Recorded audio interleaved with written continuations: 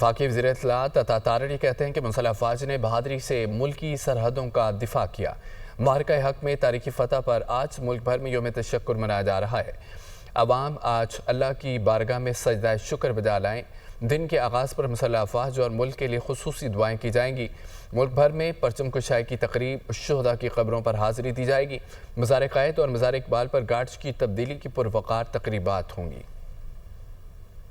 ہماری افواج پاکستان نے جس بہادری دلیری سے اس کا دفاع کیا، جمعے کو 16 تاریخ مئی کی اللہ تعالیٰ کا شکر ادا کرنے کا دن ہے، سجدہ شکر بجا لانے کا دن ہے کہ اللہ تعالیٰ نے معرکہ حق میں جو کامیابی عطا فرمائی، آپریشن بنیان المرصوص میں، یہ ایک تاریخی کامیابی تھی۔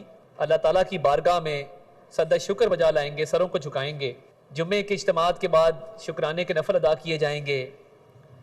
جمعے کے اجتماعات میں ملک و قوم کے لیے، افواج پاکستان کے لیے دعا کی جائے گی۔ پرچم کشائی ہوگی مختلف مقامات میں پورے ملک کے اندر۔